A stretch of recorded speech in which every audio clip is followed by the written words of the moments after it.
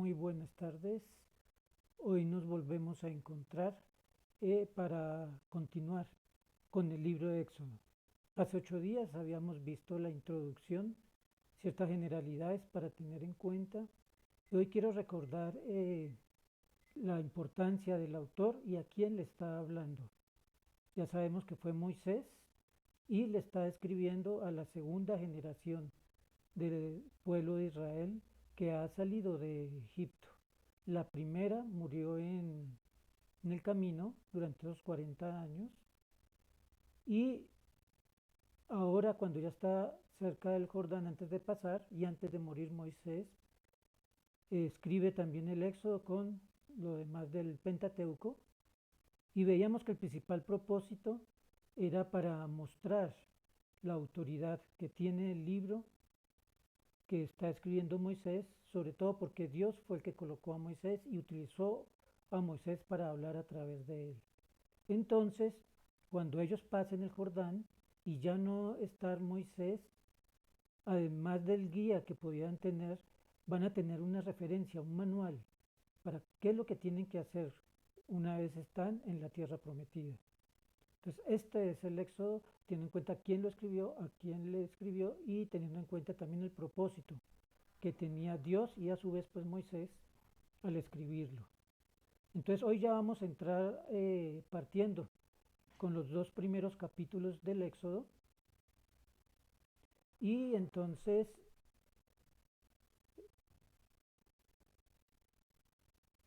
vamos a ver los dos primeros capítulos del Éxodo y entonces vamos a ver cada uno de los hechos que están allí, como eh, ese pueblo que dejamos en Génesis, que todavía no era una nación o un pueblo en sí, era una familia bastante numerosa de 70 personas que llegaron y precisamente así es como comienza el Éxodo, teniendo en cuenta quiénes fueron los que llegaron. Entonces miremos si nos acordamos, eh, si nos acordamos, ¿qué? Perdón. Los libros en la versión hebrea, ellos comienzan o le colocan el título a los libros de acuerdo como comienza el libro, no como el nombre griego que le colocaron, sino que le colocan con las primeras palabras que comienza el libro. En este caso, que es el Éxodo, se llama Shemot. Y ya hemos visto que está dentro del Pentateuco, que es el mismo nombre griego que le colocaron, de Pente, 5, y Teucos, que es rollo. Entonces, es decir, los 5 rollos, que normalmente el nombre que le dan los hebreos es la Torá. Por eso el Éxodo es en griego, que es salida, y Shemot es como comienza realmente este libro dentro de la Torá. Y dice, estos son los nombres de los hijos de Israel que fueron a Egipto con Jacob. Entonces comienza diciendo los que llegaron a Egipto, acordándonos otra vez de Génesis, ya en los últimos capítulos estando José como el segundo, digamos, amando en todo Egipto después de Faraón, y trae a toda su familia, Jacob y a todos sus hijos y sus familias, a Egipto. Y en total eran 70 personas, eso es lo que nos dice el Génesis. Aquí el Éxodo retoma con ese mismo dato. Estos son los nombres. Y comienza citándonos los nombres de los 12 hijos de Jacob. Entonces ahí en esos primeros versículos nos empieza a decir Rubén, Simeón, Leví y Judá, que son los 4 hijos que nacieron inicialmente con su esposa Lea.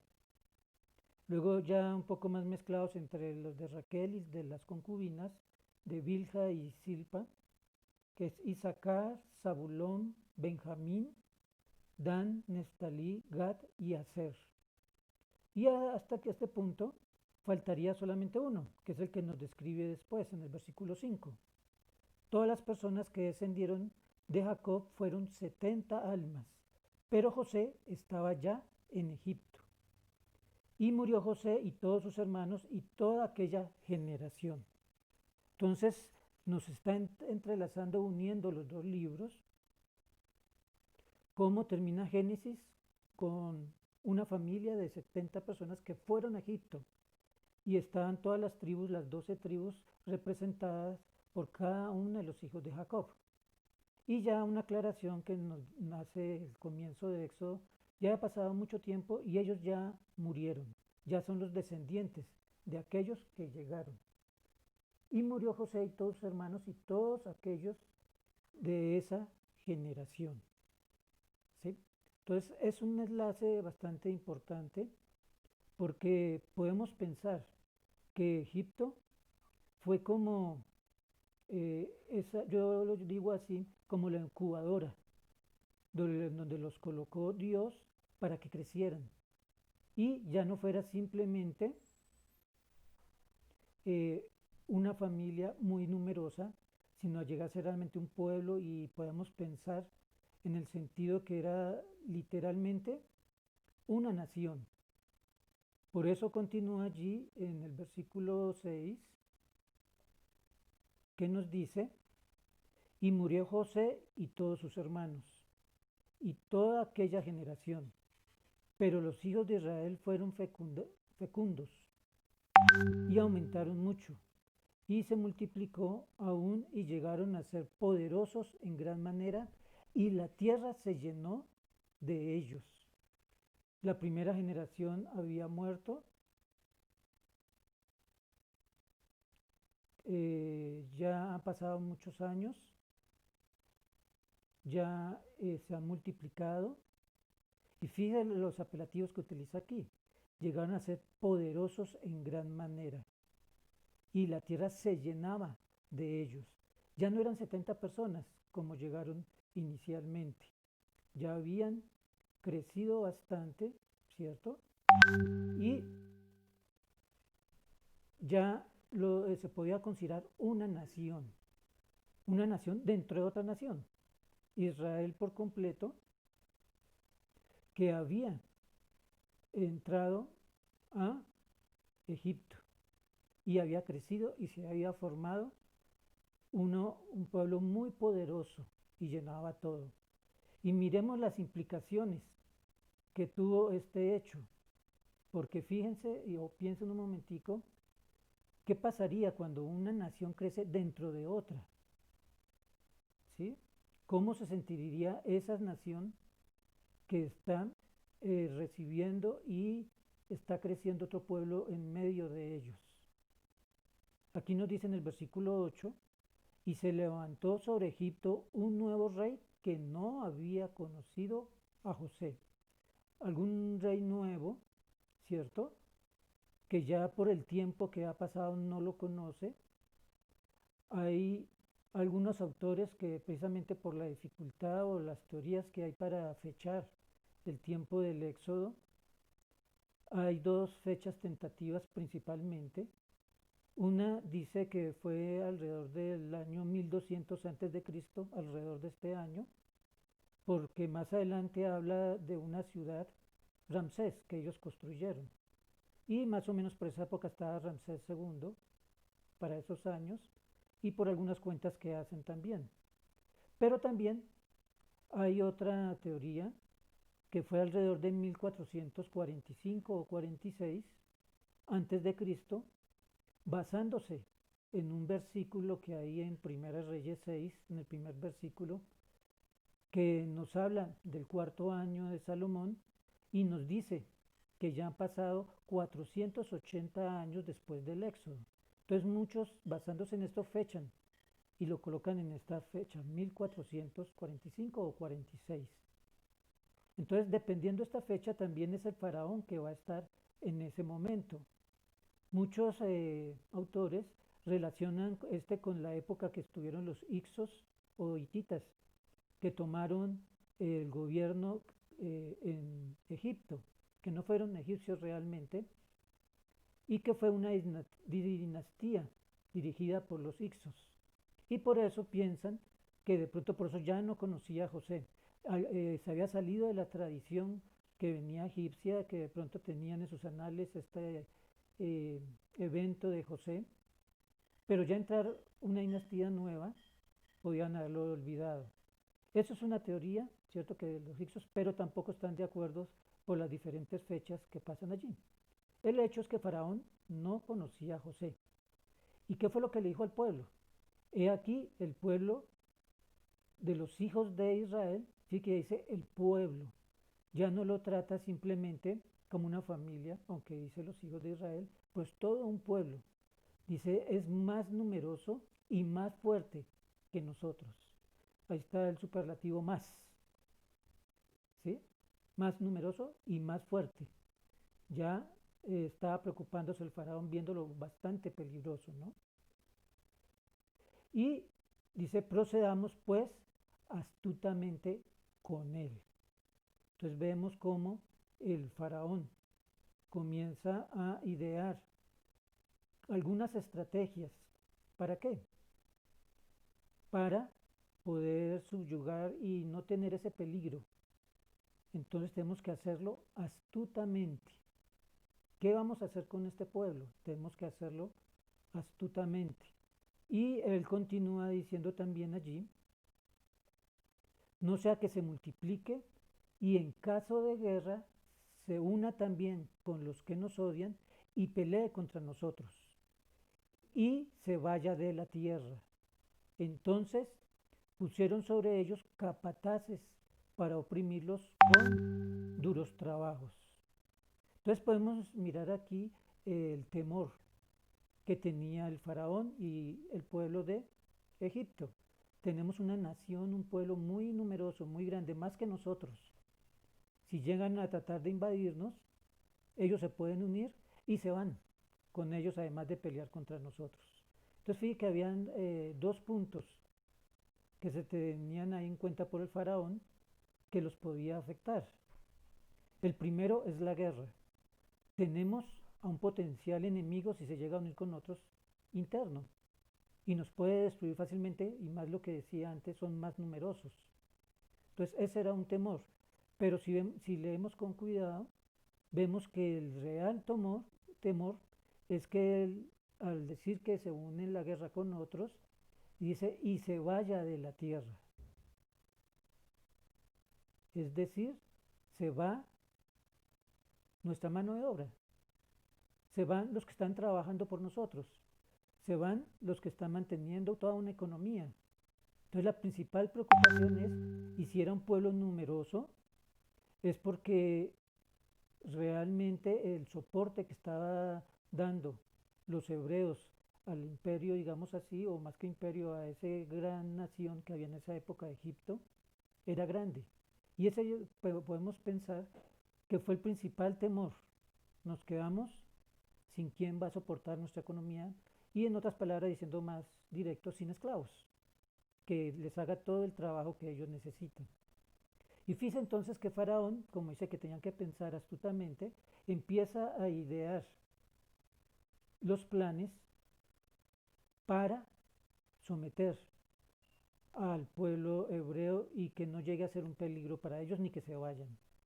Y la primera estrategia, el primer punto que él tiene es, entonces pusieron sobre ellos capataces para oprimirlos con duros trabajos.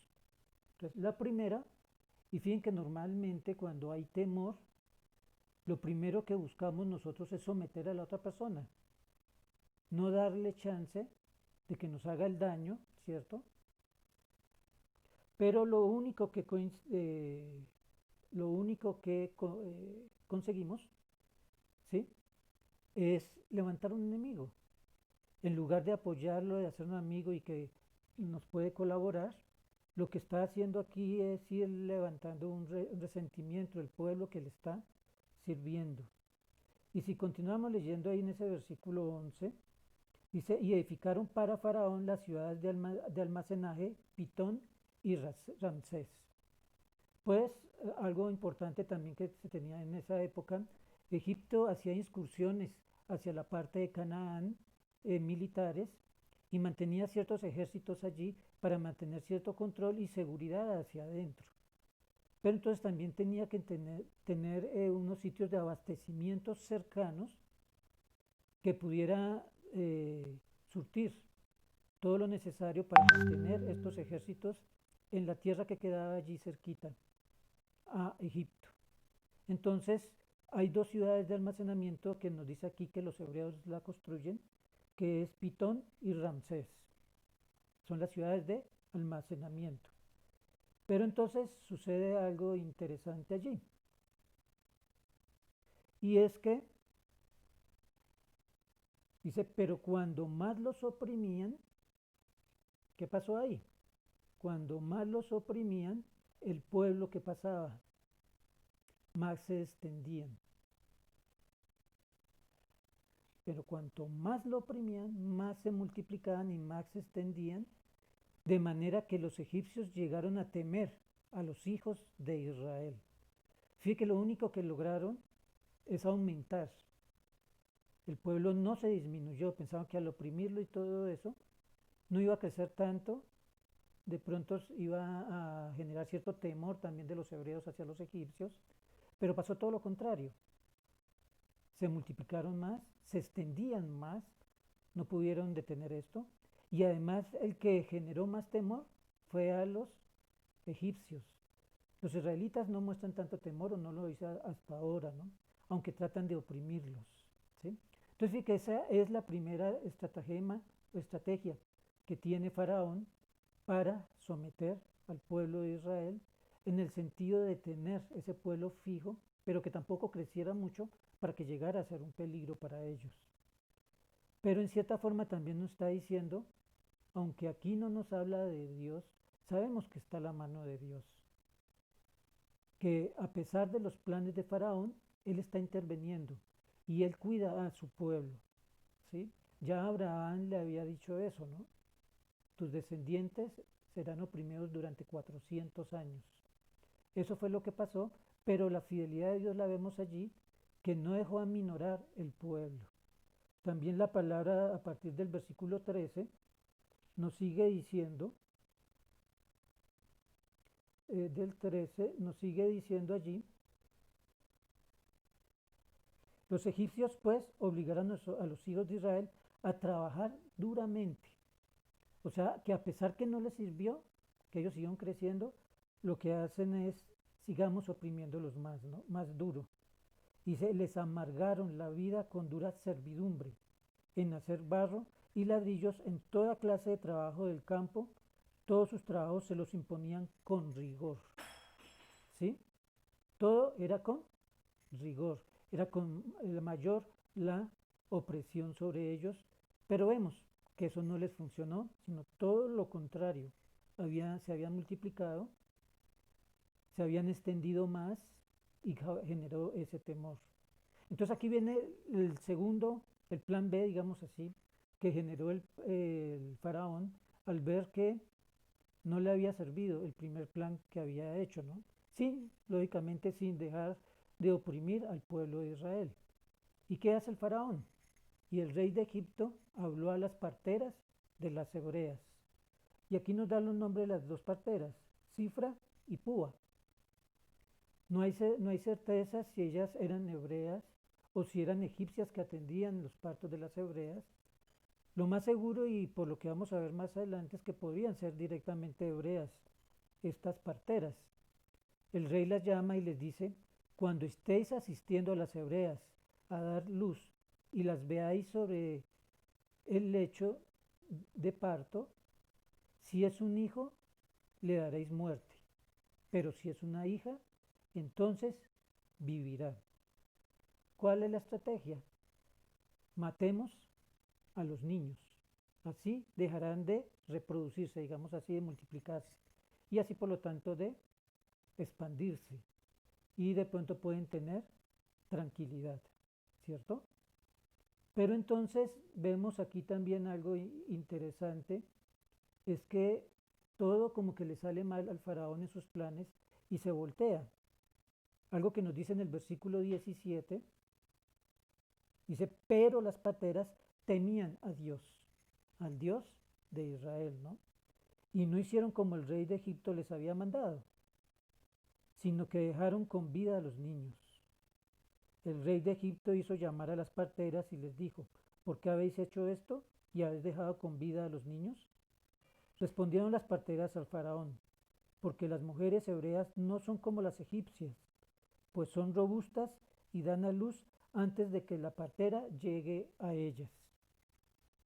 Las parteras temían a Dios, ese temor reverente que venera a ese Dios. Conocían al Dios de Israel, por eso podemos decir que eran hebreas de pronto, pero en ese temor no se atrevieron a matar a los niños. Y la excusa que dan es, las mujeres hebreas son más robustas y cuando llegamos ya está el niño ahí, ya no podemos hacer nada. Y también aquí sí nos habla algo importante, que sí interviene Dios. ¿Qué hace Dios?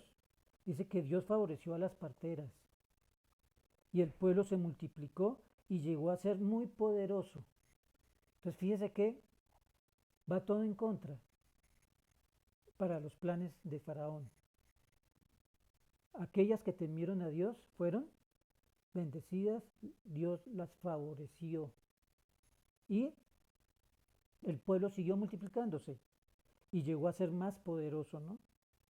Y sucedió que por haber las parteras temido a Dios, él prosperó sus familias.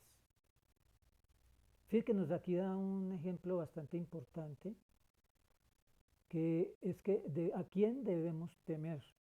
El mismo faraón les dijo a ella, maten a los niños, pero ellas temían y reverenciaban a Dios. ¿Y a quién obedecen? A Dios, no al faraón.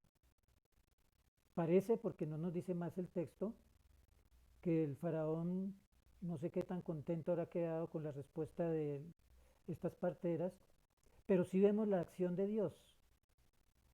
Las prosperó y no solo a ellas, sino a las personas que las rodean, a sus familias, por temerle a Dios y por obrar de acuerdo a lo que Dios les pedía a ellos. Pues, más que obedecer al rey o cualquier otra persona, prefirieron obedecer a Dios. Y eso realmente es reverenciar y respetar a Dios, obedecer a ese Dios. Y eso es lo que ellas hacen. Y también vemos como resultado, además de la bendición para ellas y su familia, es que el pueblo se sigue multiplicando y llegan a ser más poderosos. ¿Cuál era el objetivo del faraón? Que no se multipliquen y no lleguen a ser tan poderosos, no se extiendan. Pero pasa todo lo contrario. Fijémonos algo muy importante que también podemos sacar aquí, un principio muy importante, que siempre se ejecutan los planes de Dios a pesar de los planes del hombre. Nosotros podemos idear, planear, hacer estrategias, pero si van en contra de los planes de Dios, estos no van a prosperar. El plan de Dios se va a llevar a cabo. Y eso pasa aquí. Y en cierta forma, pienso yo, es como Dios burlándose de Faraón, ¿no?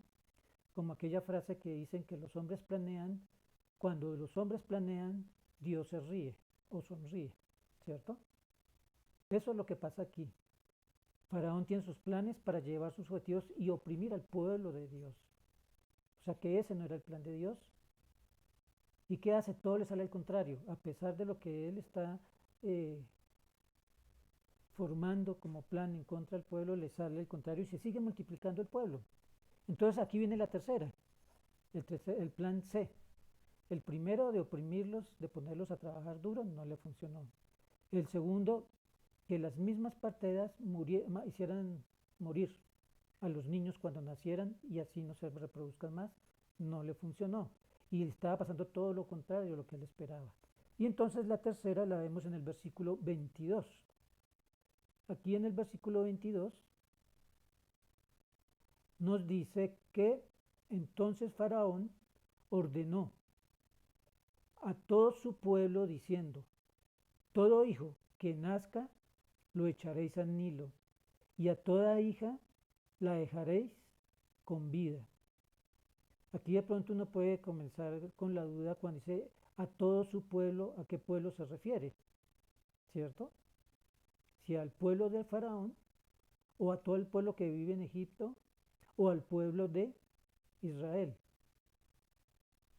Pues no es muy claro aquí. Podemos asumir que hasta de pronto el faraón le estaba diciendo a los mismos hebreos, ustedes tienen que matar a sus hijos, echarlos al Nilo. ¿Sí? Mire cómo va el estratagema. Comienza oprimiéndolos y para eso coloca capataces. Quiere matarlos, entonces utiliza eh, ahora me enredé, las parteras. Y, y por último, pone al mismo pueblo de Israel para que mate a sus hijos. Algo interesante es que la respuesta no es tan rápida como nos la dio con las estrategias anteriores en el texto. Había al comienzo, cuando los oprimieron, pusieron los capataces. La respuesta fue rápida y dice, ellos crecieron, se multiplicaron, se expandieron. En el caso de las parteras también dice, ellas temían a Dios, no le hicieron caso y ellos crecieron y fueron más poderosos. Aquí no nos lo dice tan fácil, sino que empieza y, y pienso y digo que lo que continúa es la respuesta a la estrategia que ha colocado el faraón. Y entonces nos empieza en el capítulo 2 a hablar de cómo surge una persona para contrarrestar el plan del faraón. Esta persona, y nos comienza a decir directamente de dónde surge esta persona. Dicen, un hombre de la casa de Leví fue y tomó por mujer a una hija de Leví. ¿Sí? Fíjate que algo interesante aquí es que no nos da el nombre ni del padre ni de la madre. Porque de pronto lo que nos quiere hacer resaltar aquí es que era de la tribu de Leví. Y a medida que vayamos avanzando, no solo en, pues primeramente en Éxodo, también vamos a ver después en los siguientes libros del Pentateuco, por qué es tan importante tener en cuenta que era de Leví. ¿Sí? Y aquí Moisés se está encargando de eso, que quede bien claro que él viene de Leví.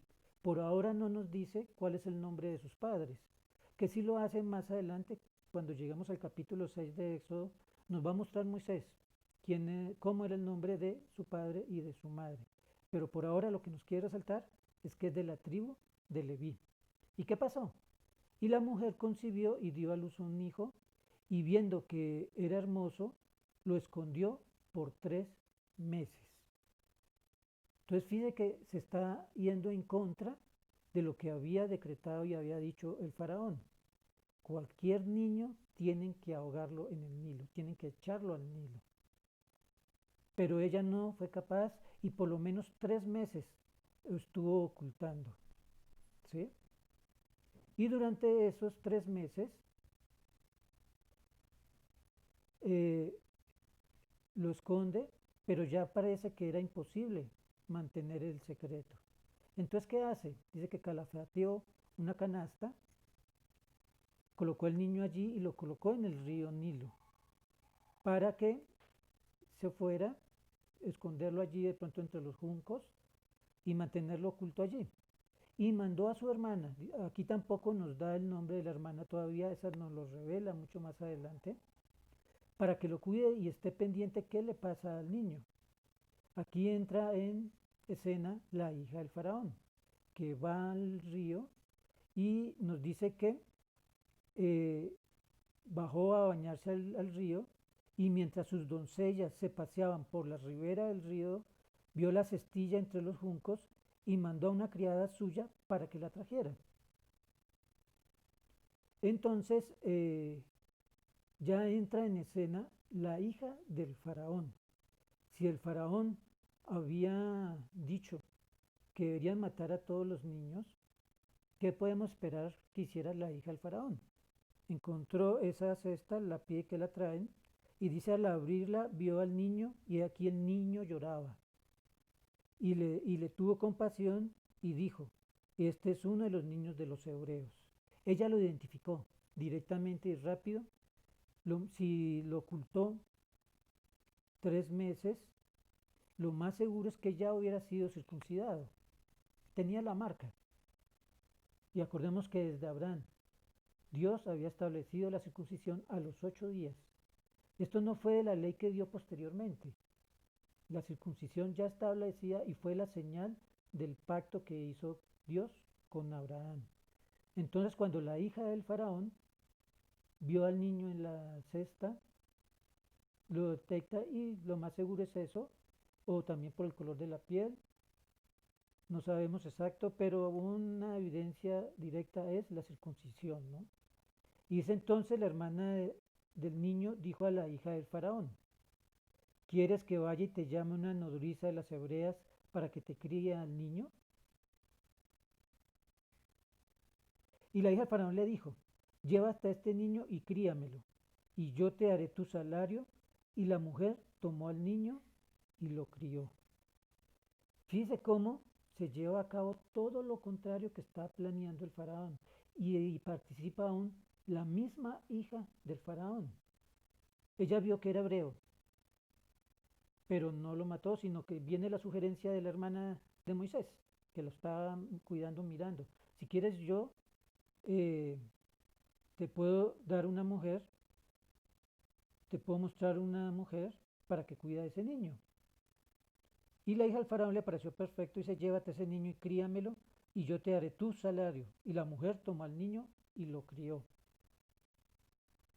Fíjate cómo, yo digo que ridiculiza al faraón en sus decisiones y cómo Dios se ríe de faraón. Porque no solamente hay un niño que ha nacido y que no mataron, que no ahogaron en el Nilo, y que no solo fue la hija del faraón el que lo está protegiendo en este momento, sino que además ella dice, llévela a la hebrea que me lo cuide y yo le pago. O sea que Moisés fue criado por su propia mamá y aún le pagaron para criar a su hijo. Entonces tengamos en cuenta esta primera fase de su crianza, digamos así, de Moisés, fue en su propia casa y aún le pagaban para criarlo. Entonces él también tuvo toda la influencia de la cultura hebrea, del pensamiento hebreo y por lo tanto del Dios que conocía Israel. Y fíjense que los primeros 5 años más o menos son los que se consideran donde se establecen las bases en el crecimiento de todo niño. Y eso fue lo que tuvo Moisés. Ya en el versículo 10 nos habla que ya Moisés creció y entonces se lo llevan a la hija del faraón. Dice, cuando el niño creció, ella lo llevó a la hija del faraón, o sea, su madre, y vino a ser suyo, o sea, ya como hijo de la hija del faraón. Y le puso por nombre Moisés, diciendo, pues lo he sacado de las aguas. Es otra forma de burlarse delante del faraón. Moisés, que en hebreo es Moshe, significa eso, sacado, rescatado de las aguas. ¿Cuál había sido la orden de faraón? Todo niño que nazca, láncelo al Nilo para que muera. Pasó todo lo contrario. Entonces fíjate que todas las estrategias que elaboró el faraón para ciertos propósitos contra el pueblo de Israel, ninguno llevó a cabo. Y fíjate cómo aquí hay varios elementos en contra, aunque su propia hija estuvo, ella misma le pagó para que lo criaran, y aún con la costumbre hebrea. Entonces miren todos estos elementos que proveyó Dios para que Moisés estableciera las bases como hebreo, con raíces hebreas, culturalmente como hebreo, con una ideología hebrea y por lo tanto siguiendo al Dios hebreo. ¿Sí? Pero entonces miremos el siguiente versículo. Vamos a ir al versículo 11 y miremos qué pasa inmediatamente después. Hasta aquí nos llega el relato cuando él era niño, ya aparentemente ya era mayor, Y dice que aconteció en aquellos días, creció ya Moisés, salió a donde sus hermanos y vio sus duros trabajos y vio a un egipcio golpeando a un hebreo. ¿Y qué más? Y a uno de sus hermanos. Fíjate que la identidad como hebreo, Moisés la tenía arraigada. Ya habían pasado muchos años y vamos a ver más adelante que nos dice cuánto tiempo Moisés estuvo en Egipto, fue alrededor de 40 años. O sea que no solo tenía eh, la cultura que pudo haber tenido durante esos 40 años, que si fue criado como hijo de la hija del faraón, debió haber sido con la mejor educación de esa época, con el mayor conocimiento de todas las culturas. Entonces él tenía todo ese bagaje egipcio, pero ese bagaje egipcio tenía abajo un fundamento de hebreo y no lo había perdido. Fíjese que aún aquí dice que él estaba maltratando o golpeando a uno de sus hermanos. Él se identificaba como hebreo, tenía bien arraigado lo que era ser hebreo y se considera como tal. Y en el siguiente versículo ya, en el 12, nos muestra que él mata, después de mirar y que nadie me estaba viendo, mata al egipcio y lo sepulta para que nadie se entere. Pero entonces también vemos ahí algo interesante ya en el versículo 13 y parte del 14. Vamos a colocarlo aquí para que lo miremos. Y al día siguiente salió y vio a dos hebreos que reñían. Ahora cambió el escenario. Antes era un egipcio ultrajando a un hebreo, pero hay dos hebreos que reñían. Y dijo al culpable o al ofensor, digamos así, ¿no? ¿Por qué golpeas a tu compañero? ¿Sí? Entonces quiere ayudarlos para que no sigan peleando ellos allí.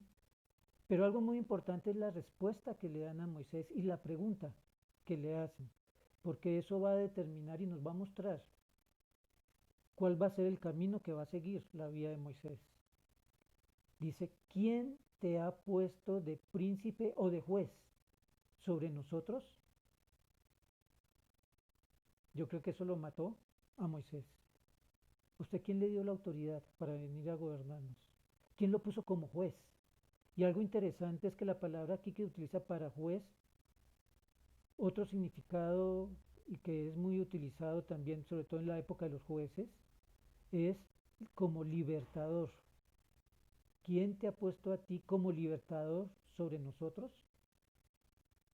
Fíjate, ahí viene el gran cuestionamiento. Y hasta ahora Moisés no tenía ninguna autoridad sobre Israel, sobre todo el pueblo. Yo creo que, aunque lo sabían porque la misma mamá lo crió y todo eso, que Moisés era de su pueblo, todavía no tenía la autoridad ni era reconocido por su pueblo aún como líder. Entonces algo que vemos aquí es que Moisés necesitaba por un entrenamiento, por un visto bueno de Dios que afirmara realmente y que colocara a Moisés como ese líder que iba a liberar al pueblo de Israel.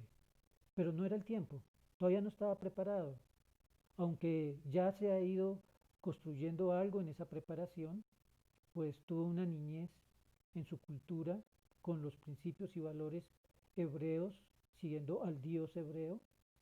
Luego tuvo casi 40 años o alrededor de 40 años siendo ejercitado en todo lo egipcio, en lo cultural, en la forma de pensar, en su educación, en todo sentido, pienso yo, aún en la guerra, pienso yo también, que fue ejercitado, fue enseñado, fue adiestrado. Entonces era alguien preparado para esa época de los más altos también, por el ámbito en que él creció. Pero con esta pregunta, a pesar de lo que el bagaje que él traiga, todavía no tenía la autoridad, ni había sido designado todavía para liberar a Israel. Entonces, ¿qué pasa? Moisés se asusta. Dice, uy, lo saben, saben que yo lo maté. Y es algo que llega a ser, digámoslo así, vox populi. Todo el mundo ya lo sabe. No solo los hebreos, eso es lo que evidenció. Cuando el otro dijo, ¿usted qué va a hacer lo mismo que hizo con el egipcio? Entonces llega esto también a conocimiento del faraón y por lo tanto vienen las reacciones de este mismo faraón. Dice que cuando faraón se enteró del asunto, trató de matar a Moisés, pero Moisés huyó de la presencia de faraón y se fue a vivir a la tierra de Madián y allí se sentó junto a un pozo. ¿Sí? Entonces huye. Mire la condición de Moisés. Después de ser uno de los principales de la corte, digamos así, del faraón en Egipto, viene a ser perseguido por el faraón. A veces uno se puede cuestionar por qué lo persigue el faraón de esta forma y que lo quiera matar si fue creado en su casa. Moisés fue creado en su casa. Entonces, ¿por qué huye así? ¿O por qué más bien faraón lo quiere matar? Podemos pensar que es sencillamente por la condición de Moisés. De pronto por la hija tuvo que aceptarlo en medio de su corte y todo eso, pero aquí tuvo la oportunidad perfecta para poderse deshacer de Moisés y trata de matarlo. Pero entonces aquí comienza una etapa nueva. En medio de esta tragedia, digamos así, comienza otra etapa nueva para Moisés. La primera fue en medio de su pueblo donde colocó las bases, los fundamentos. Creció con toda la cultura de esa época, la conoció en Egipto por alrededor de 40 años. Pero ahora huye a Madián. Y aquí de pronto es importante que recordemos de dónde vienen los madianitas. Si recordamos en Génesis, después de que Sara había muerto, que Abraham la enterró, y un tiempo después, no sabemos cuánto tiempo pasaría, o más o menos se puede calcular, él se vuelve a casar y con Cetura llega a tener otros hijos. Entre esos hijos está Madián. Algo que sí se aseguró Abraham es que decía él que la descendencia es para Isaac y la promesa era para Isaac. Entonces a sus otros hijos los apartó y los mandó a otras regiones. Entre esos estaba Madián. Entonces a esa región fue Moisés. Y la región de los madianitas es como en la parte sur oeste de la península arábiga de hoy en día. Y allá fue, salió Moisés de Egipto hacia esta península allí donde vivían los madianitas. Aquí nos relata el texto que llegó junto al pozo. En el pozo habían otros eh, pastores, digamos así, que esperaban tomar el agua, pero también nos introduce un personaje nuevo y nos habla de un sacerdote de Madián y lo identifica como Reuel. Era un sacerdote de Madián. Entonces aquí también podemos enlazar algo importante, es que si Madián era hijo de Abraham, lo más seguro es que este sacerdote de Madián debería seguir al mismo Dios que conocían los hebreos, porque también descendían de Abraham. Entonces, fíjate a dónde lo lleva Dios, a estar al lado de un sacerdote que también le sirve a Dios. Entonces allí conoce a las hijas, que eran 7 hijas de este sacerdote. Él las defiende de los otros porque no le querían dejar que ellas tomaran agua. Cuando ellas corren a su casa y el sacerdote Reuel les dice, ¿por qué no lo han traído? Tráiganlo. Y lo que nos dice la palabra es que Reuel dio a una de sus hijas, a Séfora, a Moisés. Y con ella el primer hijo que tienen fue Gersón, que significa peregrino soy en tierra extranjera. Fíjese cómo se sentía Moisés, estoy en tierra extranjera, pero soy como peregrino, es algo pasajero. No me voy a ubicar aquí, ¿sí? Es algo pasajero de acuerdo a los planes que vengan.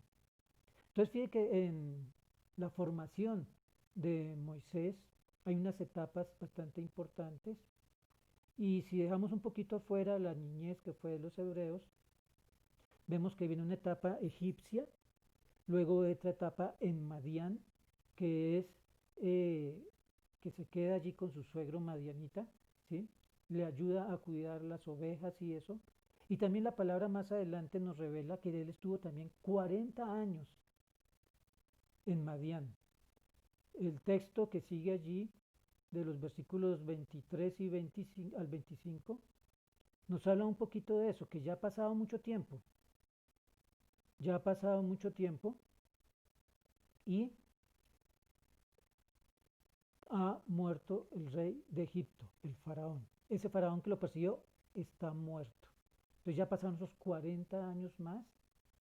Pero algo interesante que vemos aquí es la preparación que pudo haber tenido también Moisés en Madián. Esta era como pastor. Y en esta región también árida estaba pastoreando ovejas. Entonces fíjate que es muy diferente al ser el señor del palacio, con todo el conocimiento que pudo haber tenido cuando se crió en Egipto, a llegar a ser un pastor de ovejas, a sacar estos rebaños, guiarlos, saberlos guiar, ¿cierto? Llevar todo eso. Entonces vemos que en cierta forma lo estaba preparando el Señor como pastor, ¿sí? No es nada coincidencia. Una que lo preparó como egipcio, pero también pudo ver la otra parte como pastor y no solo como pastor y cómo guiar ovejas, sino también que fue reforzada esa creencia en el mismo Dios, porque estaba con un sacerdote de Madián, casado con su hija. Entonces, fíjate que todo eso es una parte de entrenamiento y Dios nos entrena. Y vemos cómo todo esto se está contraponiendo a lo que inicialmente pensó Faraón. Voy a matar a todos los niños que los ahoguen. Dios los rescató de las aguas y lo está formando. La principal ironía es eso, que después de ser formado por los hebreos en sus primeros años de edad, fue formado por los egipcios. Esa es la primera ironía, ¿no? O bueno, ya más la primera con todo lo que ha pasado con los otros planes. Y luego lo lleva a Madián otros 40 años. Y entonces nos muestra como un centro de por qué Dios está permitiendo esto en la vida de Moisés. Y es lo que está pasando el pueblo en ese momento. Durante esos 40 años que él estuvo allá en Madián, ¿qué estaba pasando? ¿Sí? Y es lo que nos dice aquí. Y los hijos de Israel gemían a causa de la servidumbre, gemían, y clamaron, y su clamor a causa de su servidumbre subió a Dios, y miró a Dios los hijos de Israel, y Dios los tuvo en cuenta.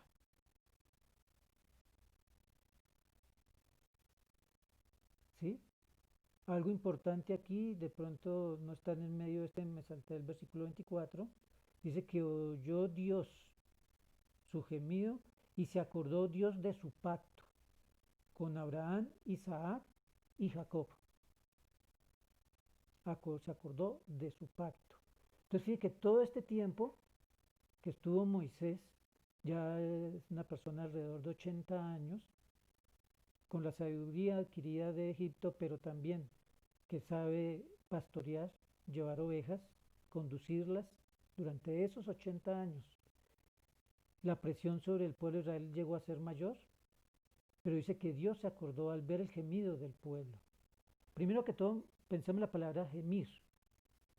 Gemir no es una palabra de que me quejé, sino es un dolor realmente interior que desgarra. Eso estaban pasando ellos y no era una circunstancia muy fácil lo que estaban viviendo ellos. Y por eso claman, levantan su voz con quejidos a Dios. Dice que Dios se acordó.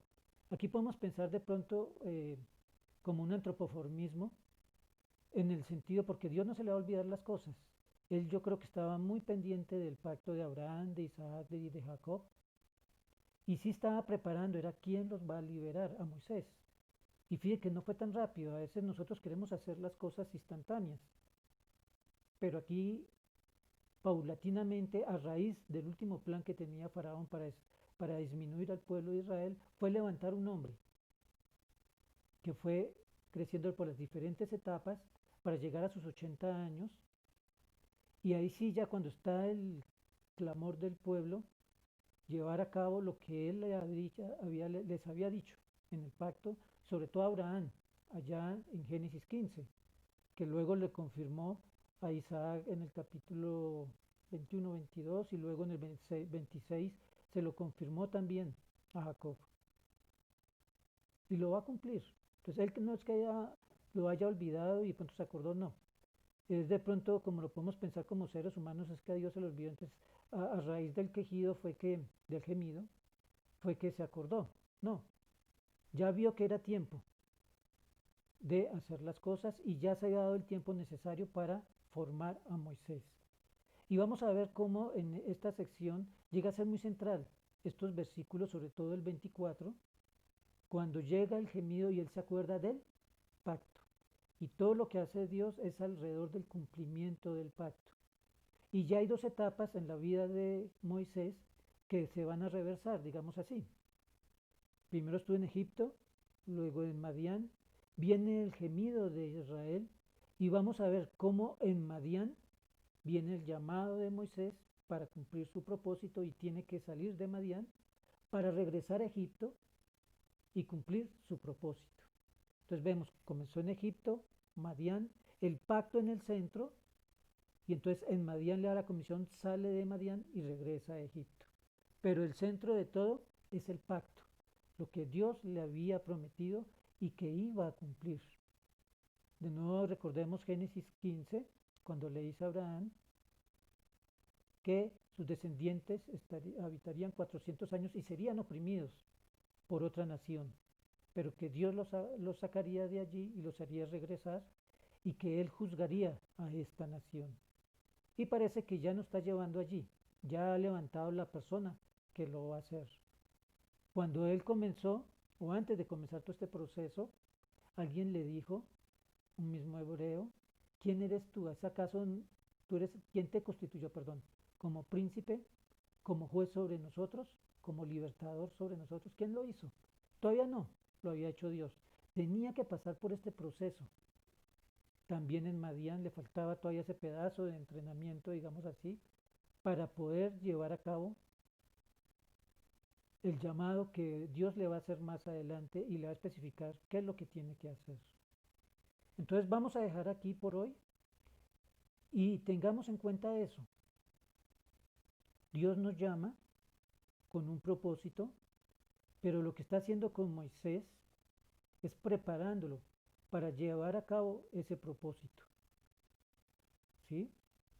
Está preparando a ese líder que es el que va a liderar todos los planes de Dios.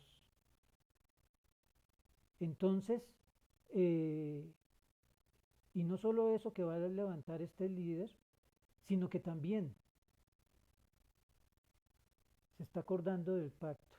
¿Por qué lo va a levantar? Porque tenía un pacto con Abraham, Isaac y Jacob.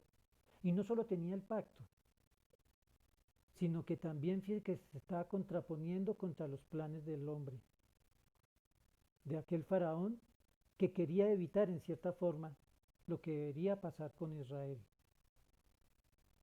Y fíjate que el mismo, yo digo que realmente fue bastante irónica la forma en que Dios contrapone y lleva a las consecuencias totalmente contrarias de las que esperaba el faraón. Y la mayor es la tercera, no ahoguen, pero no ahoguen a todos los niños en el Nilo. Y el nombre que le colocan al niño que salvan es rescatado de las aguas y es el que está levantando y formando Dios para estos propósitos. Entonces, Dios coloca sus planes sobre cualquier plan humano. Entonces descansemos en Dios que Él va a hacer su voluntad y la va a llevar a cabo. Aquí está levantando a este líder Y eso es lo que Él va a hacer. Entonces podemos confiar que lo que Dios nos ha prometido, Él lo cumple. Y hará todo lo necesario, independiente de todas las artimañas que se establezcan alrededor nuestro o en contra nuestro. Los planes de Dios estarán sobre esos planes humanos, porque Él lleva a cabo sus planes, porque Él cumple lo que ha prometido y también nos ha dicho a nosotros que la buena obra que comenzó en nosotros la llevará a cabo hasta aquel día en que venga Cristo, el Hijo de Dios. Entonces tenemos esa certeza, Él no lo va a cumplir. Y aunque no entendamos las circunstancias que estamos viviendo, que de pronto nos parecen contrarias a que Dios está allí, Él está allí y está pendiente, pero llegará en el momento que nos va a mostrar que está presente y que va a actuar. Y ese es el momento en que quedamos aquí en el Éxodo. Se acordó del pacto. Voy a cumplir lo que les prometí. Entonces, tengamos fe en eso y oremos al Señor dándole gracias para que podamos comprender cada una de las circunstancias que estamos viviendo como parte de su plan y que se va a llevar a cabo al tiempo de Dios. Moisés hasta ahora lleva 80 años de preparación, 80 años, y nosotros queremos tener respuestas inmediatas. Ya un día para nosotros a veces es mucho, ¿no? Pero aquí son 80 años. Entonces oremos al Señor y pidámosle que nos ayude a interpretar cada cosa que estamos viviendo a la luz de sus ojos y que podamos vivir de acuerdo a eso, con la esperanza que Él nos ha dado. Padre Celestial, te damos gracias nuevamente por lo que tú has hecho con nosotros. Gracias por apartarnos para ti como tu pueblo y estás haciendo con la iglesia lo mismo que hiciste con Israel. Comenzó con una familia que fue haciéndose más numerosa y luego la colocaste en el sitio perfecto para que llegara a ser como un pueblo, para que se multiplicara y fuera poderoso y se extendiera, aun cuando la mayor potencia de esa época de Egipto empezó a temerle, también por ese poderío y esa extensión que tenía el pueblo de Israel. Sabemos que con la iglesia, con la iglesia en general, en el mundo estás haciendo lo mismo. Estás prosperando para que sea un pueblo, para llevar a cabo tus planes. Así se urjan muchos planes alrededor de la iglesia, alrededor del mundo. Tú vas a cumplir tus planes. Y nosotros descansamos en eso y esperamos ver y anhelamos el día en que podamos contemplar por completo tu gloria y vivir contigo. Por eso te agradecemos por la firmeza que nos das, el ánimo que nos das, y te lo agradecemos en el nombre de tu Hijo, nuestro Señor y Salvador, Jesús. Muchas gracias. Si Dios quiere, dentro de 8 días volveré a subir otro video y continuaremos con esta narración que es con un trasfondo muy importante para nosotros. Entonces, que Dios los bendiga y estaremos en contacto. Si Dios lo permite, allí nos veremos dentro de 8 días.